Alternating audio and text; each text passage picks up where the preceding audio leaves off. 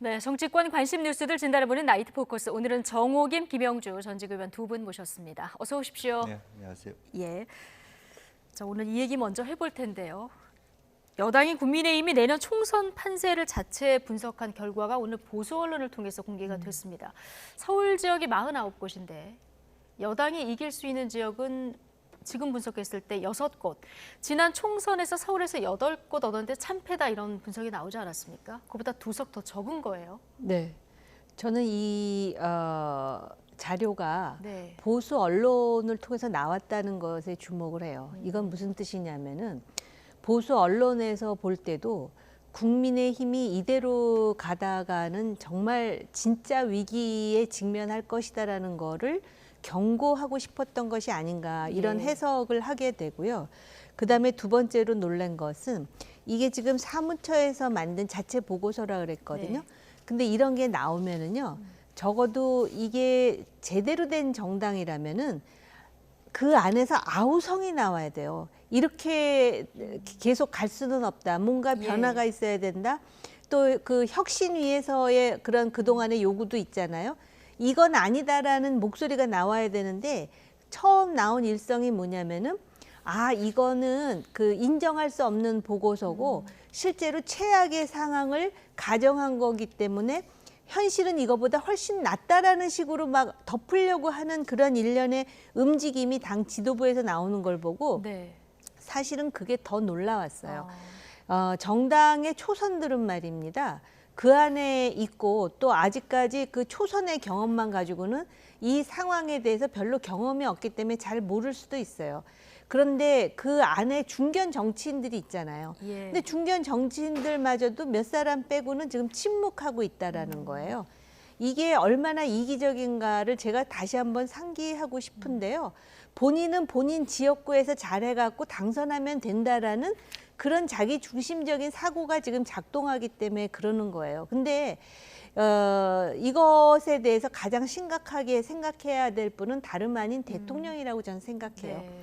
왜냐하면은 이 총선을 통해서 숫자가 받쳐주지 않으면 아무리 좋은 일을 하려고 해도 할 수가 없는 상황일 뿐만 아니라 야당의 태도 보십시오. 툭 하면 탄핵하고 툭 하면 무슨 뭐 국정조사 거기다가 또 뭐 패스트 트랙으로 뭘 한다라고 압박하지 않습니까? 이런 상황에서 내년 총선에서 승리하지 못하면은 어떤 상황을 만들지 정말 불을 보듯 뻔한데 의원들의 입장은 다르다는 거죠. 네. 자기 지역구에서 되면 돼요. 그럴 뿐만 아니라 이 의원들 중에 오래 한 사람들은 여당보다 야당 의원 하는 게 재밌다고 말하는 사람들도 있어요. 그렇기 때문에 이 상황에 대해서 절대로 녹록한 상황이 아니라는 거를 정말 각인하지 않으면은 지금 우리가 상상하는 것보다 훨씬 큰 위기가 다가올 수 있다. 오히려 지금 이렇게 예. 경고음이 들린 것에 대해서 다행이라고 생각하고 변화해야 된다라고 힘주어 말할 수 있습니다. 네. 자, 이 분석 결과를 보면은 대통령실에 있는 용산도 열세인 것으로 이렇게 나타난 상황이고요. 뭐 서울이 이렇다고 하면 경기도도 뭐 비슷한 흐름이지 않을까 이렇게 예측하시는 분들도 많은데 지금 정호김 의원님 얘기를 들어보면 지금 이 결과치도 문제지만 이보다 더 심각한 게 여당 지도부의 인식, 중진들의 침묵 이런 부분이다 이런 진단이신데요. 어떻게 보십니까?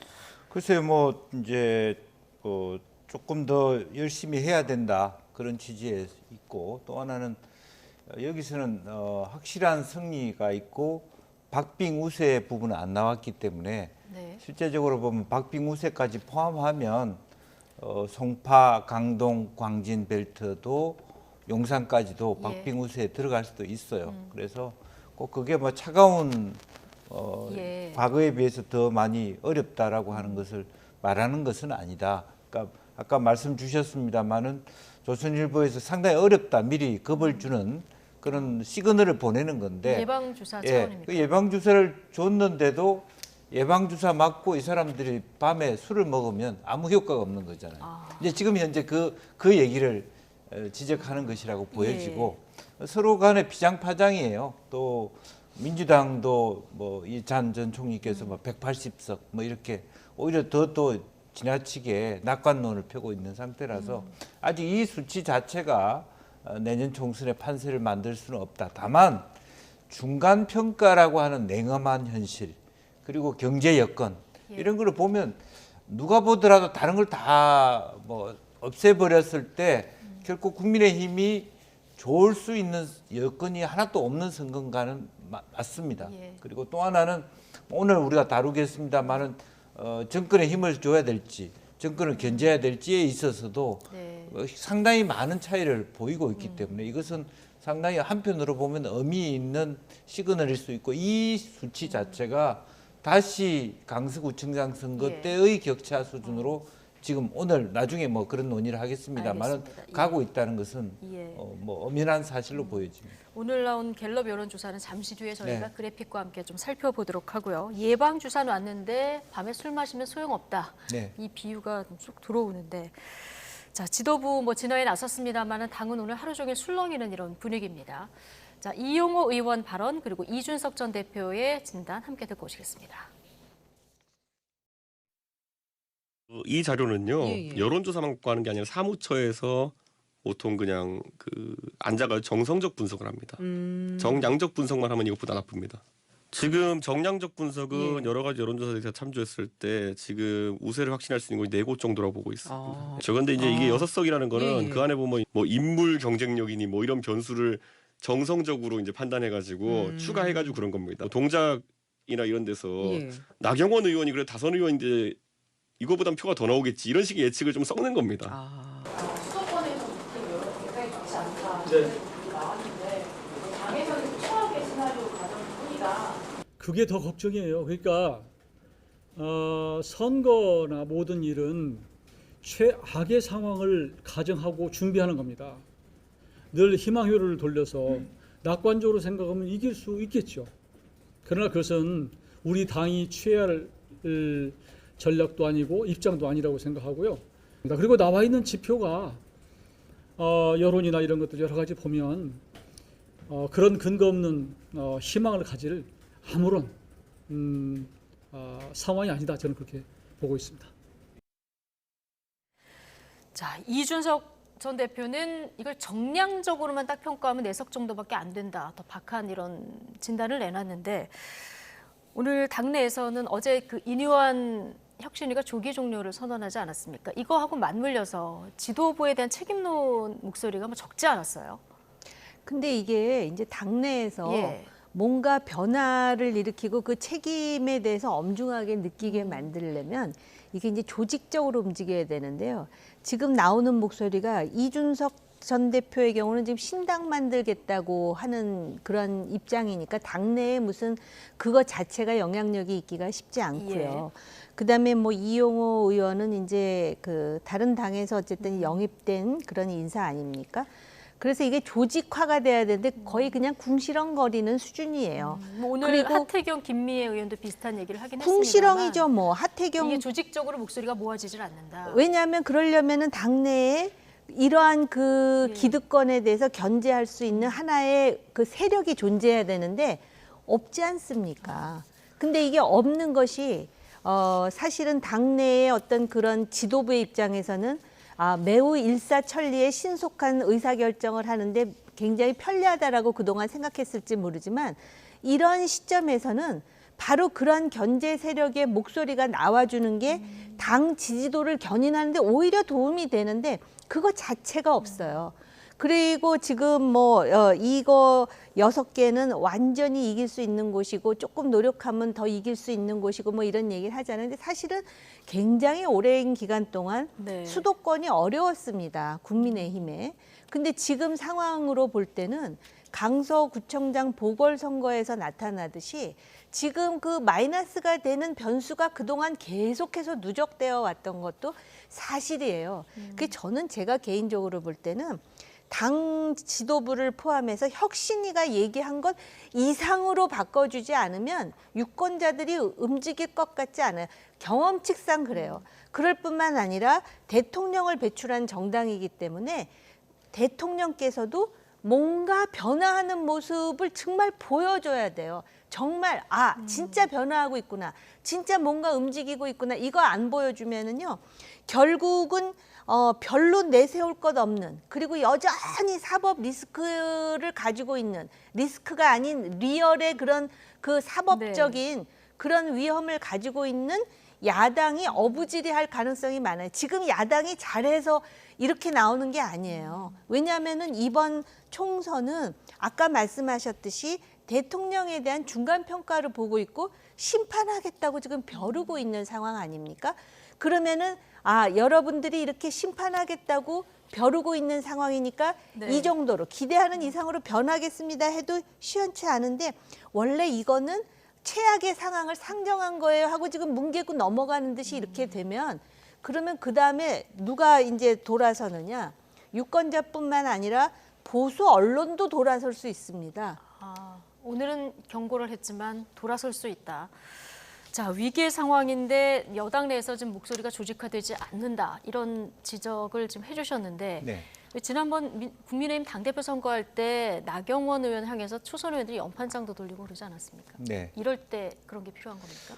사실은 뭐 그런데 지금 현재 그 지도력 공백 상태라고 봐야 돼요. 지도력 공백 상태. 예, 혁신위도 지지 못하고 김기현 대표도 지지 못하고 윤핵관도 지지 못하는 그런 상태가 있는 거고, 그런 상태에서 빨리 이제 한동훈 원희룡이 돌아오기만을 기다리는 그런 상태에서 그 시간 끌기를 대통령께서 그나마도 봉합하겠다고 하는 모습을 하고 있는 부분이라서 상당히 이제 그런 측면에서 딱 누군가 이렇게 책임을 지고, 그렇다면 사실 김기현 대표가 그래 나 던지겠다, 불출마 선언이라도 하면서 내가 온몸을 헌신하겠다 이러면 조금 체제가 잡히는데 때가 있다는 거 아닙니까? 네. 근데 본인은 자기 거 다 챙기고 난 다음에 계속 하겠다. 그리고 난 다음에 뭐 본인은 대표로 계속 하면서 한동훈을 앞세워서 선거를 하겠다. 이런 부분들이 과연 뭐 다 따라줄까 하는 부분이고, 또 하나는 제일 큰 게 대통령 지지율이 35% 선호해서 먹히다 보니까 막혀 있다 보니까 개각을 하고 당에 돌아오는 사람들이 대통령하고 친하다는 말을 못하는 장관의 모습이 될 가능성이 매우 많다요. 그러니까 대통령하고 사진 찍지 않고 한동훈 장관하고 사진 찍는 것으로 총선을 치러야 되는 그런 모습이 될 수도 있다라고 하는 부분이고요. 그래서 지금은 빨리 어쨌든 국민의힘이 뭐 이런 형태의 모습이라도 갖추려면 뭐 비대위 체제든 아니면 뭐 공간위 체제든 빨리 띄우는 것을 조기에 해야 되지 않겠나 그렇게 생각합니다. 예. 홍준표 대구시장이 오늘 또 쓴소리를 내놨는데요. 성남 분당으로 콕 집어서 총선 이기기는 힘들다. 이렇게 딱 콕 집어서 직격을 했는데 어떤 얘기를 했는지 한번 보실까요? 새 집을 자기 집이라고 착각하는 사람, 부산 지역구 탈환해야 하는데 외면하고 분당 출마하겠다는 사람, 혜택은 다 누리고 뜬금없이 분당에 출마하겠다는 사람. 힌트는 다 좋습니다. 네. 뭐 누구라고 얘기는 안 했습니다만 마지막 그나마 험지로 가겠다는 유일한 분은 첫 출발을 구구 목사 행사에 가는 어리석은 행동을 했다. 원희룡 전 장관 얘기를 한 건데요. 어떻게 보십니까? 원래 그 남을 지적하는 일은 상대적으로 쉽고 또 정확한 것 같아요. 네. 본인도 그 바로 직전에 국회의원 선거에서 결국 대구로 가서 당선됐다가 또 얼마 하지 않고 또 지자체장으로 대구시장으로 뭐 했잖아요. 그거 갖고 지적하려면 할 게 많은데 그럼에도 불구하고 이 지적은 지금 분당에 대해서 한 지적은 맞는 지적이라고 저는 개인적으로 생각을 해요. 그리고 분당이라는 지역은 사실은 국민의힘으로 볼 때는 천당 밑에 분당이라고 할 정도로, 근데 지금 어쨌든 뭐 대통령실에서 수석을 했다거나 아니면은 지금 내각에서 장관을 했으면 그거는 어떻게 보면은 본인도 봉사를 했겠지만 또 특혜를 누린 측면도 있습니다. 그리고 인지도를 일단 높여주는 거잖아요. 그런데 그 지금 대통령을 생각한다면 험지에서 싸워가지고 어떻게 해서든지 이기는 그런 드라마가 연출이 돼야 되는데, 지금 요번에 국회의원 하겠다고 다 나가는 사람들이 험지 가겠다고 하는 사람은 유일하게 한 사람밖에는 없고 전부 무슨 저 TK 아니면은 뭐 PK 아니면은 수도권에서도 이렇게 아주 해가 반짝반짝 뜨는 양지 쪽으로만 하니까 지금 여론도 썩 좋지 않고 당내에서도 당내에 있는 의원들도 다시 사실은 험지가 아니에요. 거기도 다 소위 텃밭 같은 곳이긴 하지만은 결국은 그 좋은 소리가 안 나오지 않습니까? 그러다 보니까 원희룡 전 장관 아니죠. 이제 아직까지는 장관이죠, 장관인데 아직은. 네. 돋보이는 듯 하다가 또 느닷없이 그 모 목사의 그 목회에 또 간증을 하러 가가지고 또 논란이 되기도 하고 지금 막 이러한 상황인 것이죠. 네. 자, 여당이 좀 상황 인식을 네. 심각하게 해야 된다는 얘기를 계속 해주고 계신데 긴장해야 되는 여론조사가 또 하나 있죠. 앞서 이제 말씀하신 이 부분인데 내년 총선에서 야당이 승리해서 정부를 견제해야 한다는 의견 네. 그리고 정부를 지원해야 된다 이 의견이 한 달 사이에 10%포인트 정도 더 벌어져서 지금 16%포인트 차까지 벌어졌거든요. 네. 이게 이제 그 포인트 차가 강서구청장 선거 결과의 포인트 차하고 비슷하다는 예. 거예요. 그러니까 실제로 보면 이렇게 확 차이가 나는 부분은 물론 뭐 부분적으로는 2030 엑스포 후폭풍일 수도 있죠. 그런데 가면 갈수록 연말에 들어오면서 민생이 더 팍팍해지고 있다라고 하는 부분. 예. 그리고 또 이것이 내년 총선 때까지 변화될 수 있는 여지가 별로 없다. 여당의 입장에서 이제 그런 부분이 있을 것 같습니다. 그리고 또 실제로 뭐 대통령에 대한 뿐만 아니라 여당 자체도 누구 하나 뭐 혁신하고 희생하는 모습을 보이지 않았기 때문에 네. 그나마도 인요한 혁신위원장이 초기에 잘 운행을 했어요. 예. 그걸 대미를 잘 살리지 못하고 당도 협조하지 않고 인요한 위원장도 아주 사소하지만 부분적인 실수를 함으로써 내가 공관위원장 하겠다. 자기의 범위를 넘어서는 주장을 함으로써 일을 망쳤단 말이죠. 이제 지금 봉합한다고 하지만 이미 상당히 예. 그런 부분에 있어서 안타까움을 느끼고 있다라고 보는 거고요. 특히 아픈 것은 갤럽 조사라는 것이 더 아픕니다. 갤럽 조사는 전화 면접 조사이기 때문에 부분적으로 여당에게 좀 더 핸디캡이 주어지는 조사예요. 그러니까 예. 실제 ARS 조사를 했을 때 그 차이가 더 늘어날 수도 있다. 지금 현재 이 조사도 ARS 조사로 하면 예, 여야가 정당 지지율은 사실은 비슷비슷하게 나오는 거거든요. 오히려 국민의힘이 앞서는 이유가 네. 이제 그런 부분이 전화 면접 조사에서 여전히 나타나는 그런 문제라고 할 수 없고 특성이라고 할 수 있는데 그렇게 보면 사실은 조사를 아는 사람들은 국민의힘 지지자의 조사 전문가 입장에서는 간담이 서늘할 수밖에 없다. 그럼 특단의 조치가 필요한데 특단의 조치를 할 수 있는 거리가 없다는 거죠. 네. 예. 저희 그래픽 한 번만 다시 좀 보여주시면 계속 한 정부 견제론과 지원론이 한 10%포인트 넘게 차이가 나다가 11월 9일 이쯤에 되면 한 6%포인트 차로 좁혀지거든요. 이때가 아마 인요한 혁신에 대한 기대감이 좀 나왔을 때 같아요. 네, 네. 예. 그 말씀을 드리려고 그러는데 올 봄에도요. 네. 그 정부 지원론과 정부 견제론이 거의 비슷했을 때가 있었어요. 네. 올 봄까지만 해도 그때가 언젠가를 생각해 보면 이재명 사법 리스크가 아주 고조될 때, 때. 최고조에 달할 때 그랬었거든요. 그러다가 그럼 이게 왜 벌어지는가? 다 무슨 일이든지 이유가 있더라고요. 지금 보면은 우선 엑스포에 대한 그 절망감이 있을 거고요. 지금 네. 우리가 서울 수도권 뭐 얘기를 하는데 부산도 지금 만만치가 않을 것 같아요. 그런데다가 그동안에 몇 가지 그 쟁점들이 있었습니다. 뭐 양평이라든지 예. 홍범도 선생 문제라든지 또 그 해병대 박정훈 대령 문제도 있었고 또 최근에 그 여사와 관련한 그런 문제들이요. 이 국민들이 싹 돌아서는 게요. 어려운 정책 문제로 돌아서지 않아요. 매우 이해하기가 쉬운데 아주 자극하고 또 심지어는 염장을 지르는 문제가 나왔다. 그러면 이 여론이 확 벌어지는 거예요. 그러니까 문제의 원인은 우리가 알 수 있습니다. 지금 그렇기 때문에 이재명 사법 리스크가 점점 지금 김용이란 사람이 1심에서 그 5년. 선고를 네. 받았음에도 불구하고 이게 왜 벌어지는지를 그 안에 있는 사람들 국민의힘 안에 있는 사람들이 저는 모를 거라고 생각하지 네. 않아요. 단지 이제 어떻게 해서든지 그 공천 받아야 되니까 입을 꾹 다물고 있고 이런 거에 대해서 이렇게 쓴소리 하는 사람들은 매도당하고 미움을 받으니까는 안 하고 있을 뿐이지 원인은 그거라고 저는 네. 생각을 하고요. 그러면은 이게 벌어져 가지고 다시 봉합되고 다시 이걸 바꿀 수 있는 기회가 없나? 있어요. 왜냐하면 4년 전을 돌아보니까 그래요. 4년 전 2019년에 조국 사태 때문에 그 정부 그 견제론이 이렇게 벌어졌었습니다. 그리고 그 당시 야당이 미래통합당을 만들고 뭔가 변화하려고 그러니까는 그때 어떤 사람이 그 당시에 출마하는 사람이 저한테 뭐라 그랬냐면요. 아, 뭐 당선되는 건 쉽다고 얘기했어요. 근데 그게 언제 바뀌느냐? 야당에서 막말 나왔어요. 그 공천 파동이 막 심해지잖아요. 네. 그런데다가 코로나 세월호 관련한 막말이 그때 그렇습니다. 나왔었었고요. 그리고 코로나 네. 대응과 관련해서 미국 이런 나라에 비하니까 문재인 정부가 조금 잘한 것 같아. 이렇게 되다 보니까 이게 바뀌어요. 네. 그러니까 지금 이 상황에서 국민의힘이 어떻게 해야 되는지에 대해서 답은 있어요. 근데 왜들 가만히 있느냐고요. 예.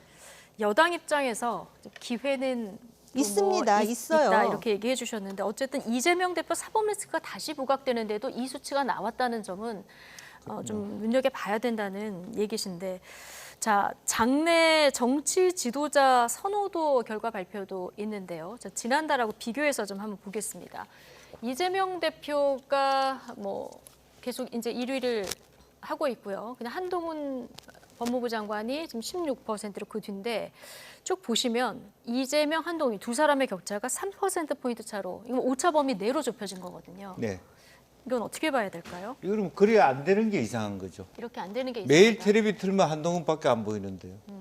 이것은 왜냐하면 사지선다나 뭐 어떤 이름이 있는 게 아닙니다.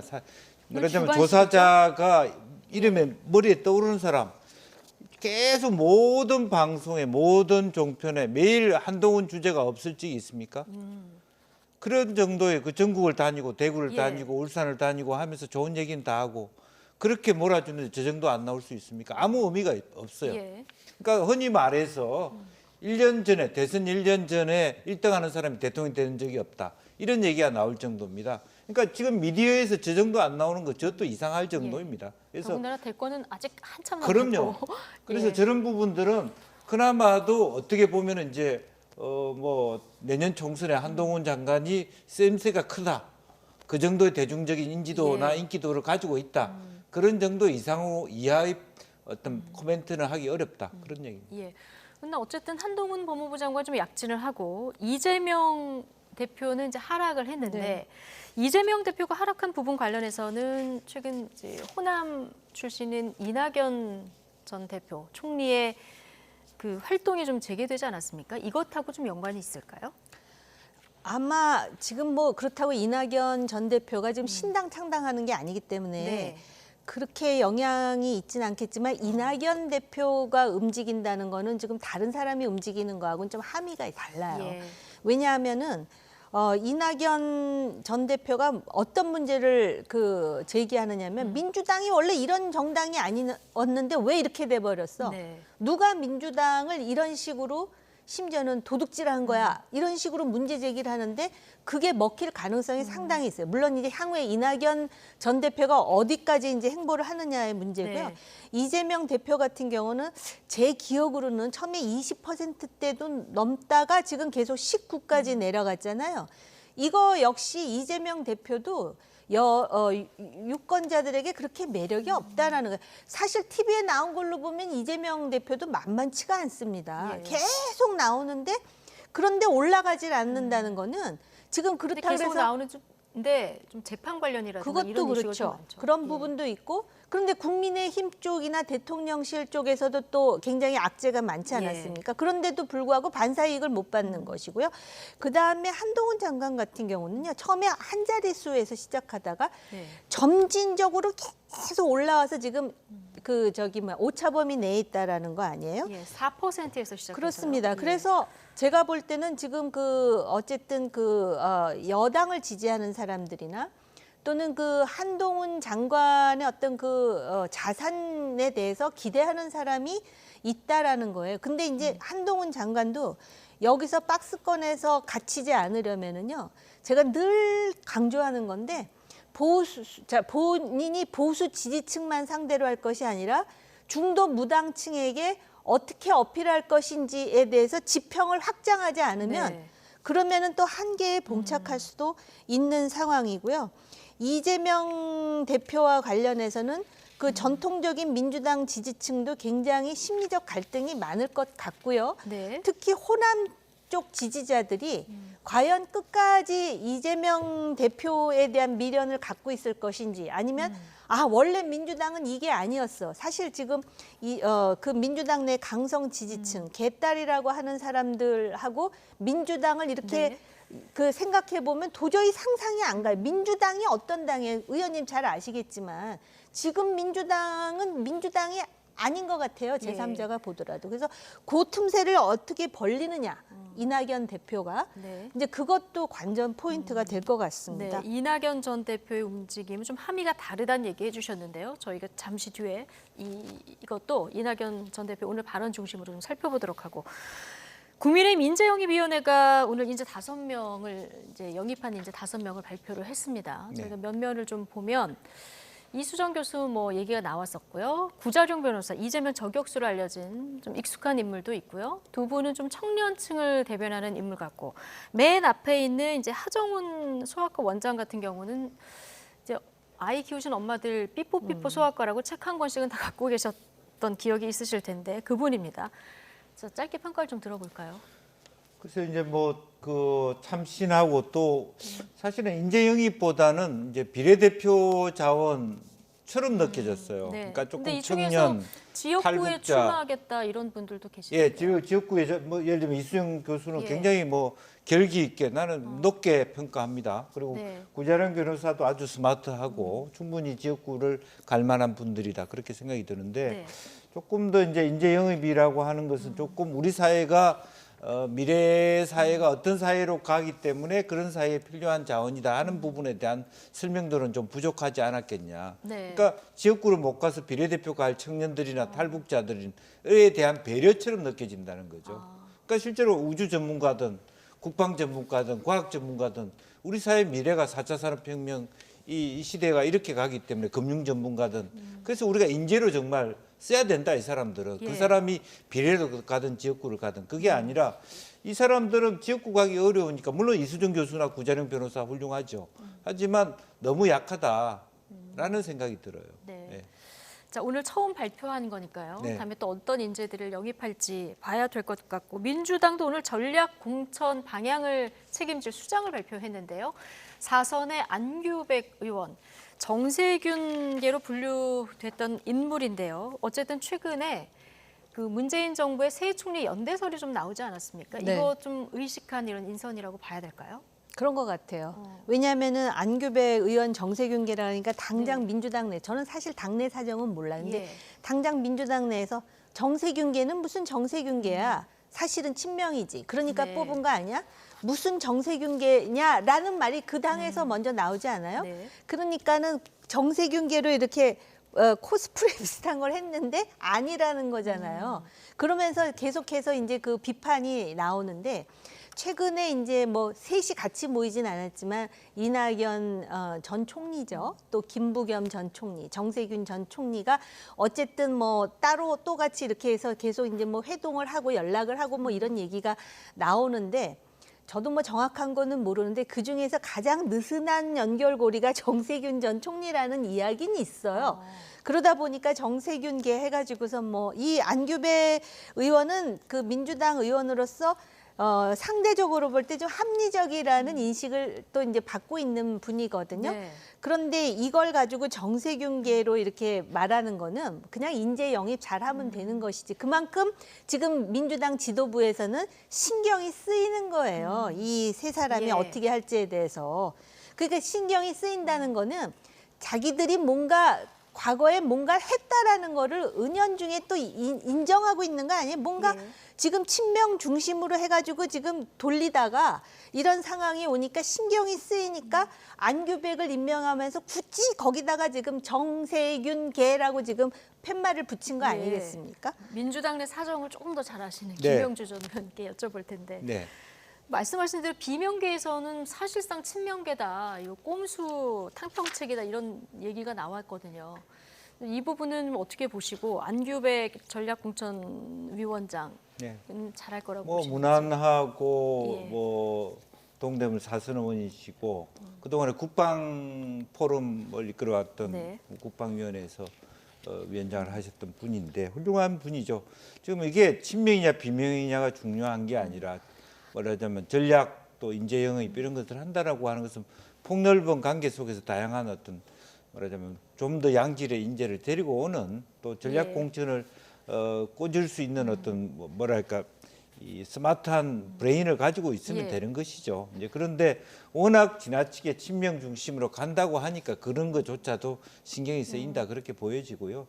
과거에 정세균계 아닌 사람이 없었거든요. 네. 최대 개파였기 때문에 이제 그런 얘기를 하는 건데 지금 현재 뭐 그것이 중요하겠습니까? 예. 일을 잘 하시면 된다 그렇게 보여지는데 지금 문제는 그게 중요한 게 아니라 엊그저께 통과되고 있는 어떤 그 지금 현재 당헌 개정안 이것이 굉장히 큰 내관이 되고 또 하나는 소위 새 총리 연대론이 나오게 된 게 바로 병립형으로 가겠다라고 하는 혹은 이렇게 지면 뭐하냐 네. 이런 얘기가 지금 단순히 새 총리만 아닙니다. 손학규 전 대표 그 밑에 그렇죠. 유인태 전 수석이 다 이렇게 뭐 한 몫으로 가기 때문에 실제로 친명 입장에서는 지금 다수를 장악하고 있는 것처럼 보이지만 실제적으로 보면 아무것도 아니거든요. 네. 어찌 보면 그것도 똑같습니다.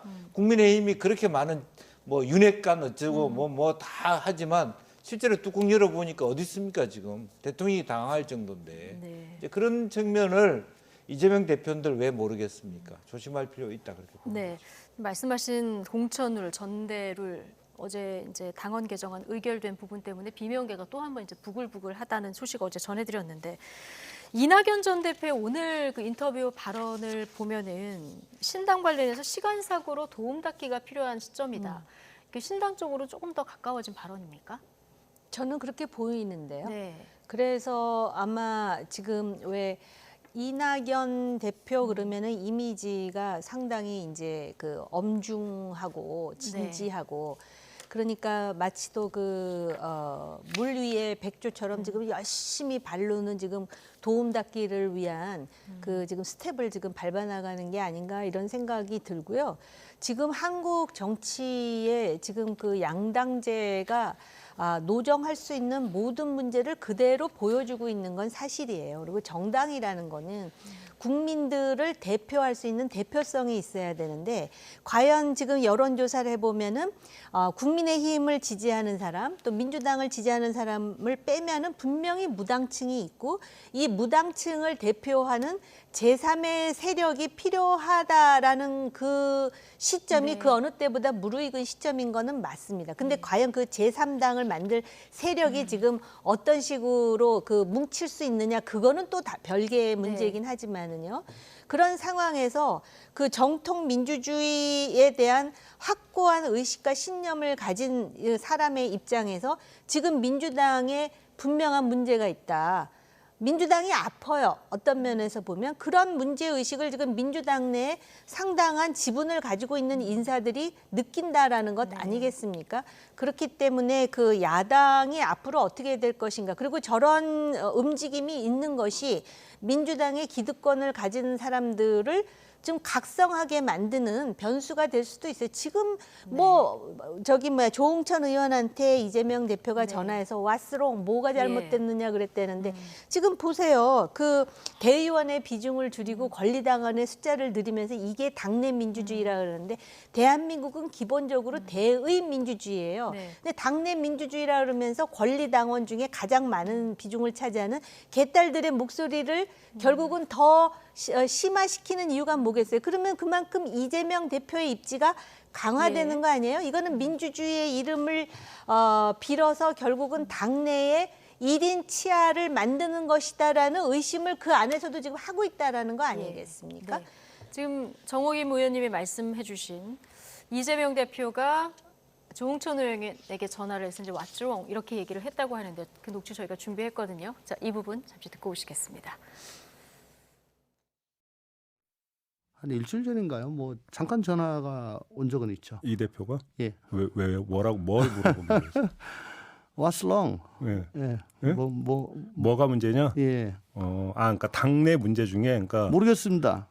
뭐 뉘앙스는 뭔지 모르는데 저는 듣기로는 뭐가 문제라서 그렇게 시끄럽게 구냐, 뭐 얘기가 많냐, 뭐 그런 거일 수도 있고요. 그래서 이게 문제라고 다 얘기하셨습니까? 그래서 아니 그럼 어디서부터 얘기를 해야 되냐, 좀 막막하다. 네. 저 사람들한테 얘기 좀 들어보고 다시 얘기하자. 예. 그리고 뭐 통화 끝났습니다. 그러고 끝나.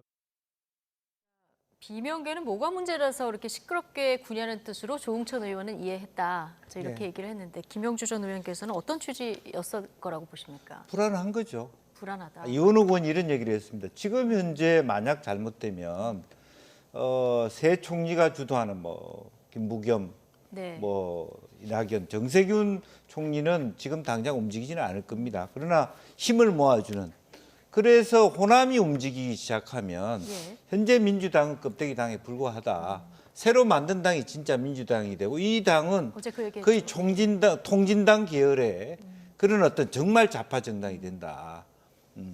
실제로 예. 친명 정당 네. 사당화되고 완전히 그런 모습들이 되어버리기 때문에 사실은 그런 부분에 대한 가능성들이 없잖아 있어요.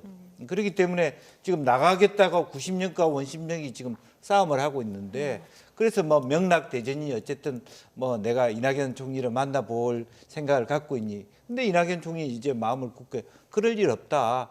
그냥 형식적 네. 사진 찍기용으로 왜 만나냐? 이제 이렇게 얘기하고 있고 이번 주 일요일 날도 또 행사를 해요. 어쨌든 원칙과 상식에서 예. 계속 나가기 위한 명분이든 어떤 당내 압박을 하는 것이 일정 정도 통하고 있고 이재명 대표 입장에서는 김용 재판 이후로 굉장히 크게 흔들립니다. 그리고 또 백현동 건도 실제로 시장실에 있었던 사람들이 다 본인한테 불리한 진술을 하고 있잖아요. 네. 이게 간단하지 않고 오늘 이제 말하자면 대법원장 바뀌면서 실제로 재판의 속도가 빨라지기 시작하거든요. 물론 2월 달에 부분적으로 뭐 판사들이 바뀌면서 조금 더 연명을 한다 하더라도 리스크가 심화되는 건 사실입니다. 그래서 일정 정도의 네. 하모나이즈를 하고 싶은 것도 사실인데 그렇다고 해서는 개딸들이나 강성 지지층이나 또 뭐 더 혁신 당내 네. 원외위원장이 이재명 대표 말을 다 듣는 건 아닌 것 같아요. 근데 그런 것에 골머리를 앓고 있지 않나 그렇게 네, 그래서 보여집니다. 불안이란 두 글자로 좀 요약을 해주셨는데 앞서 제3지대 분위기는 좀 무르익은 시점이다라는 얘기 해주셨는데 오늘 금태섭 전 의원의 새로운 선택과 정의당 내 류호정 의원을 중심으로 한 세 번째 권력이 공동으로 신당을 창당하겠다 이렇게 선언을 했습니다. 양측 발언 먼저 듣고 오시겠습니다. 저희는 개혁적 진보 그리고 합리적 보수를 비롯해서 다양한 생각과 주장을 가진 분들이 모두 함께할 수 있는 그런 정당을 만들기 위해서 노력하고 있습니다. 세 번째 권력은 정의당 내에서 양당 정치의 대안이 될 수 있는 신당을 추진해 왔지만 정의당이 결국 도로통진당이라는 회기로 결정을 함에 따라서 다른 길을 모색해 왔습니다. 합리적 진보와 개혁적 보수가 함께하는 정당 모델이 반드시 필요하다는 숙고 끝에 내린 결정입니다.